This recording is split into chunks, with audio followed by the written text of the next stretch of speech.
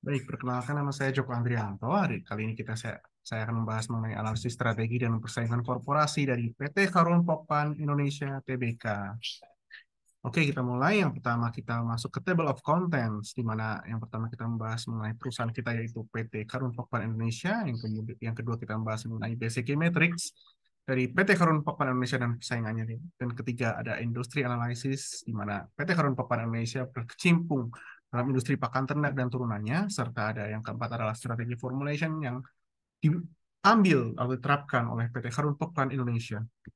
Oke, yang pertama kita masuk ke sejarah PT Karun Pokpan Indonesia, di mana PT Karun Pokpan Indonesia itu didirikan pada tahun 1972 sesuai dengan Akta Notaris Dr. Gede Ngurah Rai dengan nama PT Karun Pokpan Indonesia Animal Feed Mill Company Limited. Oke, kita masuk selanjutnya ke profil perusahaan. Visi misi perusahaan dari PT Karun Pokpan Indonesia yang posisinya adalah menyediakan pangan bagi dunia yang berkembang. Dengan misi perusahaan memproduksi dan menjual pakan, anak ayam usia sehari, dan makanan olahan yang memiliki kualitas tinggi dan berinovasi. Untuk kegiatan usaha PT Karun Pokpan Indonesia sendiri, ada 29 kegiatan usaha yang tercatat di laporan tahunan mereka, dengan sebagian besar berhubungan dengan industri pakan ternak dan pakan eh, dan turunannya, termasuk dalam hal ini pengolahan daging unggas dan daging non unggas, serta produk makanan hasil olahan unggas dan non unggas, dengan beberapa kegiatan usaha yang berada di luar kegiatan usaha utama tersebut. Untuk basic metrics dari PT Karun Pokpan Indonesia, kita bisa melihat di sini kita mengambil data dari 5 perusahaan yang terdaftar di Bursa Efek Indonesia, di mana perusahaan ini berada pada kegiatan usaha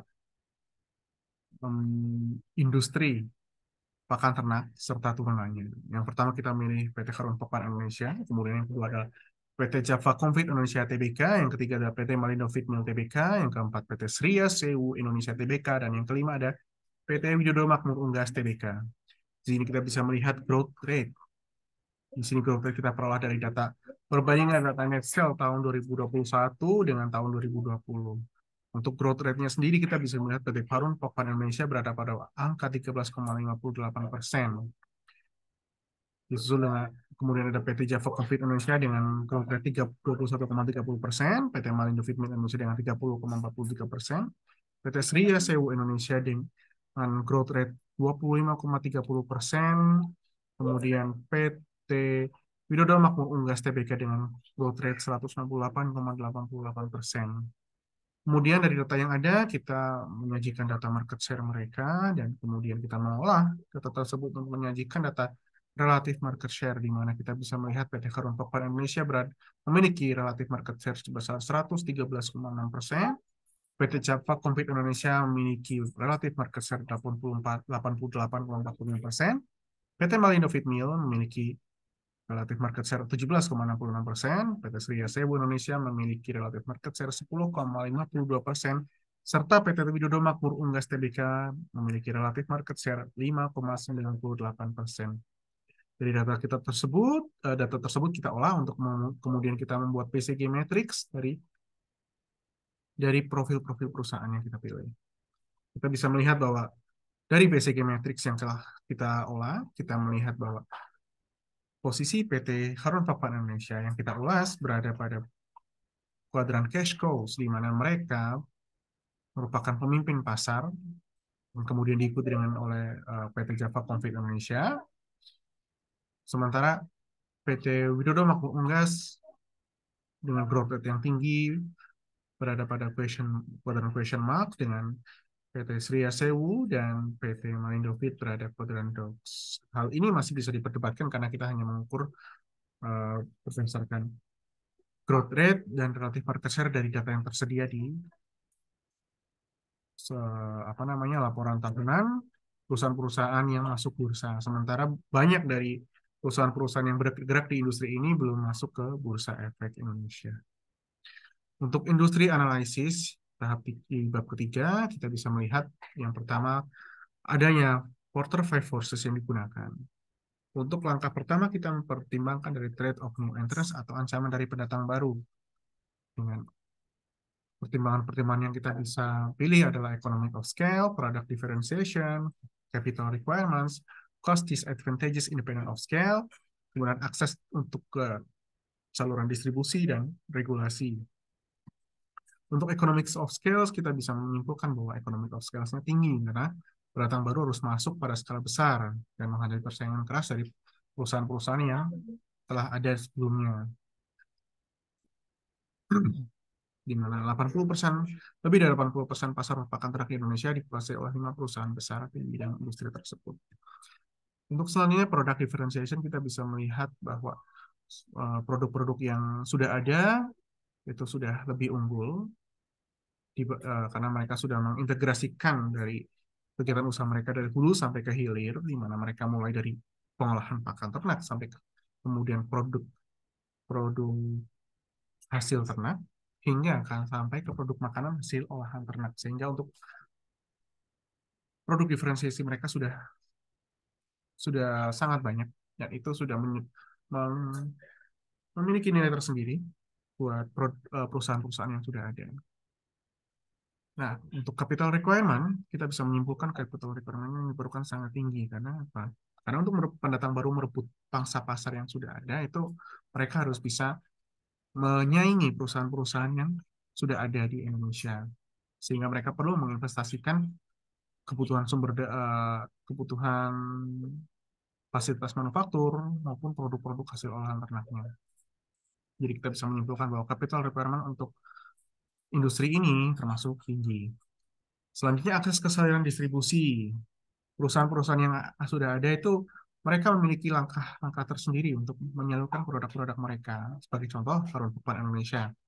Karun Papan Indonesia sendiri menjalin kerjasama dengan peternak dengan melalui metode plasma inti, di mana perusahaan berperan sebagai inti yang menyalurkan pakan ternak dan sarana produksi peternakan atau saprona dengan model kontrak kerjasama di mana peternak hanya boleh menggunakan produk-produk sapronak dari perusahaan inti tersebut sehingga ketergantungan peternak akan produk-produk sapronak tadi itu sangat tinggi sehingga kita bisa menyimpulkan bahwa perusahaan-perusahaan baru yang masuk ke industri ini mereka harus membuat jalur distribusi sendiri karena akan susah untuk mereka, sulit bagi mereka menggunakan jalur distribusi yang sudah ada.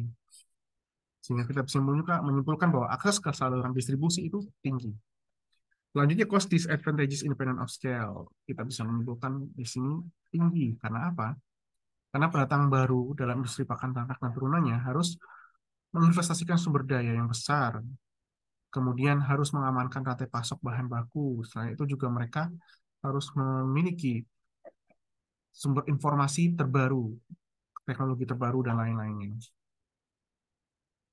Untuk regulasi, investor-investor baru nanti akan dihadapkan pada inkonsistensi peraturan perizinan dan pajak misalnya, ketersediaan lahan yang mungkin sudah berkurang, kemudian kebijakan impor bahan baku, dan regulasi AMDAL dari buat regulasi dalam hal ini pemerintah. Sehingga kita bisa menyampaikan hambatan dari sisi regulasi termasuk tinggi. Jadi kita simpulkan bahwa untuk threat of new entrants itu rendah. Karena apa?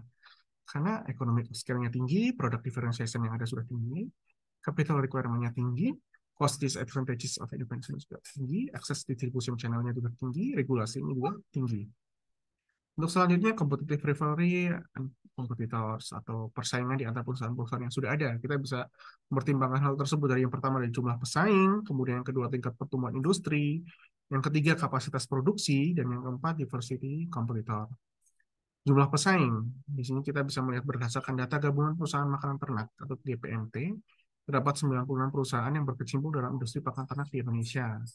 Walaupun di antaranya memiliki hubungan atau keterikatan dengan perusahaan-perusahaan lain yang lebih besar, namun secara umum persaingan dalam industri pakan ternak dan turunannya itu dipegang oleh perusahaan-perusahaan dengan market share yang tinggi sehingga jumlah pesaing banyak, tapi sebenarnya dapat dikatakan terjadi oligopoli di sini dengan perusahaan-perusahaan yang sudah ada, sudah memiliki market share tersendiri. Kemudian untuk tingkat pertumbuhan industri, kita bisa menyimpulkan bahwa tingkat pertumbuhan industri berada pada posisi sedang di mana industri pakan ternak Indonesia dalam 5 tahun terakhir pertumbuhannya rata-rata berangka 8,35% dengan nilai bisnisnya tumbuh 11,27% per tahun. Kemudian untuk kapasitas produksi kita bisa menyimpulkan tinggi karena apa? Karena perusahaan-perusahaan yang ada itu mereka terus mengejar uh, penambahan kapasitas produksi. Sebagai contoh, total pabrik pakan ternak di Indonesia saat ini sebanyak 111 unit dengan kapasitas produksi sebesar 26,73 ton. Dan perusahaan yang kita pilih, PT Front Pakan Indonesia sendiri, masih terus berupaya menambah kapasitas produksi mereka, di mana hal ini dibuktikan dengan penambahan pabrik baru yang menggunakan teknologi terkini yang berlokasi di Semarang dan di Jawa Barat pada tahun 2021. Untuk diversity kompetitor, di mana kompetitor yang melakukan diversitas itu hanya PT Java Confit Indonesia. Mereka mulai terjun menempatkan portofolio mereka pada produk-produk aquaculture seperti unagi, udang, dan ikan tilapia. Sementara PT Front Pakan Indonesia sendiri tidak melakukan diversity, jadi mereka berfokus pada poultry dalam hal ini pengolahan daging ayam dan ternak lain seperti sapi. Sehingga kita bisa menyimpulkan bahwa diversity kompetitor berada pada posisi sedang. Dan kita bisa menyimpulkan bahwa tingkat persaingan di sini tinggi, di mana jumlah pesaingnya ada banyak, tingkat pertumbuhannya sedang, kapasitas produksinya tinggi, serta diversity kompetitornya sedang. Untuk selanjutnya, threat of substitutes atau ancaman dari barang pengganti, kita bisa memilih nah, memilih penilaiannya dari berdasarkan kelangkaan ataupun persaingan. Ada apa dan persaingan.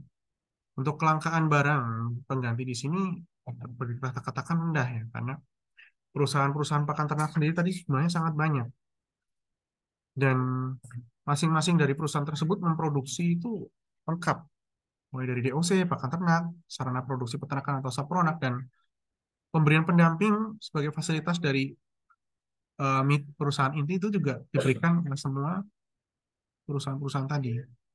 Sehingga kita bisa menyatakan bahwa kelangkaan produksi itu rendah.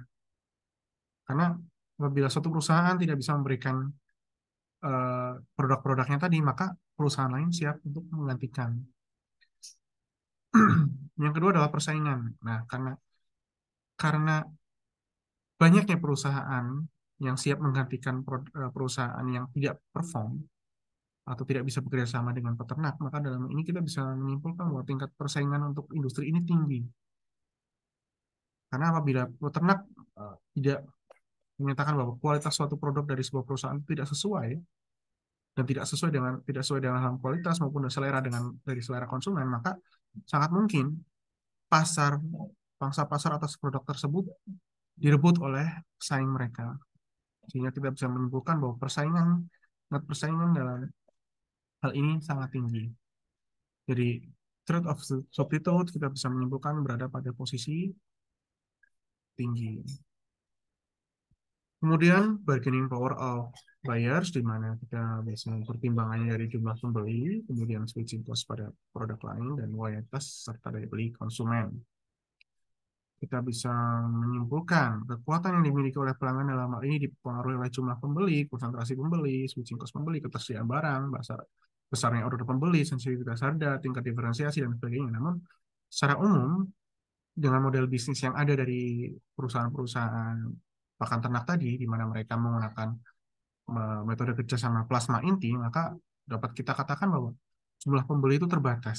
Dalam hal ini, pembelinya adalah peternak ataupun peternak dalam ini peternak yang kerjasama menggunakan kerjasama inti dan plasma tadi, di mana peternak sebagai plasma, ataupun juga peternak-peternak umum yang melakukan pembelian secara eceran, sehingga kita bisa mengatakan bahwa jumlah pembeli itu terbatas.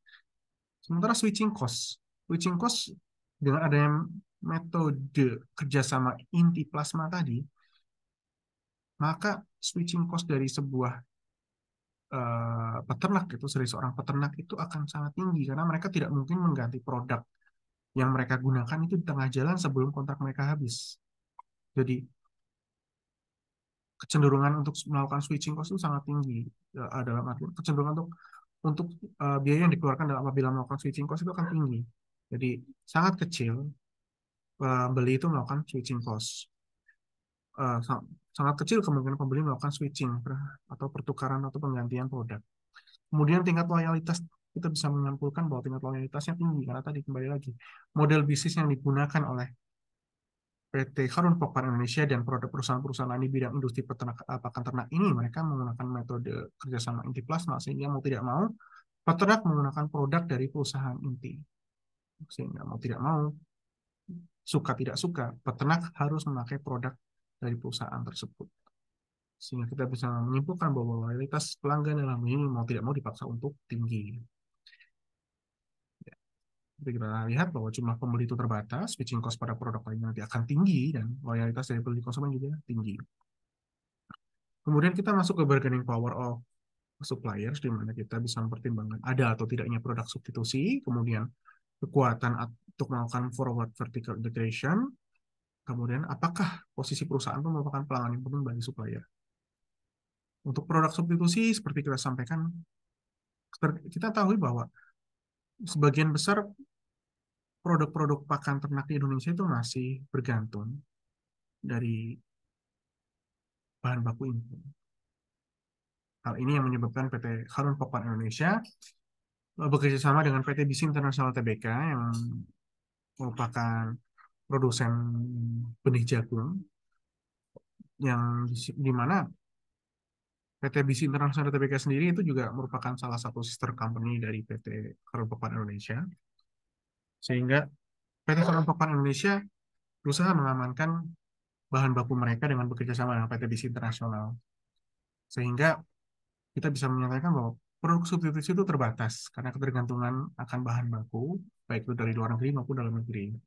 Kemudian kekuatan untuk melakukan forward vertical integration itu bisa katakan sedang karena sampai saat ini PT Karun Papan Indonesia sendiri juga belum memiliki entitas usaha atau entitas anak yang berfokus pada pengadaan bibit benih jagung, tapi yang ada baru saat ini ada pengolahan biji jagung tadi untuk siap diolah menjadi produk makanan ternak. Kemudian apakah perusahaan merupakan pelanggan penting? Ya, kita bisa menyampaikan bahwa PT Forum Pokok Indonesia merupakan pelanggan penting dari PT BIS Internasional, di mana hal ini merupakan salah satu langkah dari PT Forum Pokok Indonesia untuk mengamankan bahan baku produksi lokal, sehingga PT Forum Pokok Indonesia melalui direktur utama mereka melakukan pembelian saham ke PT BIS Internasional Tbk. Oke. Jadi bargaining power of supplier, kita bisa menyimpulkan bahwa adakah produk substitusi? Ada, tapi sedikit. Kemudian kekuatan untuk melakukan forward vertical integration sedang, karena sampai saat ini belum ada langkah nyata untuk mengakuisisi PT BIS International Tbk. Kemudian apakah perusahaan merupakan pelanggan yang penting bagi suppliers? Ya, saat ini kondisinya PT BIS sudah menjadi sister company dari PT Karung Papan Indonesia. Yang selanjutnya adalah relative power of other stakeholders, di mana kita bisa memperhatikan bahwa other stakeholder yang sangat kuat dalam hal ini adalah pemerintah, yaitu Kementerian Perdagangan, Kementerian Pertanian, dan satu lagi Kementerian Keuangan. Kementerian Perdagangan dan Kementerian Pertanian mengatur, membuat regulasi mengenai bagaimana produk-produk dari industri tersebut, industri pakan ternak ini dibuat dengan standar tertentu, kemudian diedarkan dan digunakan pada konsumen secara luas. Kemudian Kementerian Perdagangan mengatur bagaimana bagaimana ketentuan mengenai impor bahan baku dan contohnya. Kemudian Kementerian Keuangan mengatur bagaimana pajak pajak yang harus dibayar, kemudian ketentuan impor di bea cukai dan sebagainya. Sementara GPMP atau Gabungan Perusahaan Makanan Ternak tadi, mereka merupakan lembaga atau komunitas yang mengatur, berusaha menyelaraskan antara perusahaan-perusahaan dengan pemerintah. Dari Porter's Five Forces Analysis yang kita sudah sampaikan tadi, kita bisa menyimpulkan bahwa untuk studi kasus PT Karun Pokpan Indonesia Tbk dan kompetitornya, kita bisa menyimpulkan bahwa five forces yang ada Yang pertama, competitive rivalry within an industry, termasuk pada posisi yang tinggi atau high. Kemudian bargaining power of suppliers itu berada posisi yang tinggi juga atau high. Bargaining power of buyers berada pada posisi rendah atau low. Kemudian trade of new entrants itu low. Kemudian trade of substitute product itu low juga. Dan relative power of other stakeholder itu termasuk tinggi. Kemudian untuk strategi formulation sendiri, kita bisa masuk yang pertama ke corporate strategi dari PT Karun Pokpan Indonesia, di mana kita bisa melihat bahwa PT Karun Pokpan Indonesia itu menguasai hampir semua lini. Mereka membuat ini usaha mereka itu dari hulu sampai ke hilir, termasuk dalam hal ini mulai dari pengadaan raw material, kemudian manufaktur dalam ini pakan ternak, kemudian produk-produk hasil ternaknya, hingga yang terakhir adalah produk makanan hasil olahan ternak. Dan PT Karun Papan Indonesia sendiri juga memiliki entitas anak yang memiliki kegiatan usaha menjadi distributor untuk produk-produk mereka, dan mereka juga memiliki retailer, entitas anak yang berfungsi sebagai retailer, yaitu Prima Freshmart. Walaupun mereka tetap mengandalkan kerjasama juga dengan distributor lain dan retailer-retailer lain, seperti toko frozen food ya. Sehingga kita bisa melihat bahwa untuk pengadaan raw material mereka melakukan backward integration, kemudian untuk uh, distribusi dan distribusi dan penjualannya mereka melakukan forward integration. Kemudian strategi konsentrasi, mereka berfokus pada vertical growth dan horizontal growth, di mana untuk vertical growth-nya sendiri,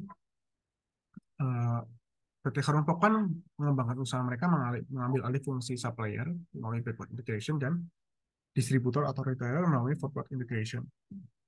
Kemudian untuk strategi yang kedua, horizontal growth, perusahaan menerapkan strategi normalisasi kapasitas produksi baru, efisiensi produksi dan operasional, serta memperkuat struktur modal dan likuiditas. Kemudian strategi diversifikasi. Nah, PT Karun Pokpan Indonesia itu menetapkan strategi diversifikasi yang berhubungan dengan kegiatan utama usaha mereka atau related, dalam hal ini dengan tidak hanya memproduksi pakan ternak, tapi juga memproduksi DOC atau DOC atau anak ayam umur sehari, kemudian produk-produk farmasi untuk ternak, dan produk makanan hasil olahan ternak. Kemudian untuk diversifikasi yang non-related atau tidak berhubungan dengan kegiatan utama usaha mereka, PT Karun Pokpan Indonesia memiliki entitas anak yang kegiatan usahanya memproduksi produk minuman kemasan. Dalam hal ini produk minuman kemasan ini mungkin kita pernah dengar dijual dengan merek Fiesta, yaitu produk-produk berupa black tea, white tea, dan yang terbaru adalah produk green tea. Untuk selanjutnya kita masuk ke bisnis strategi dari PT Karun Pokpan Indonesia.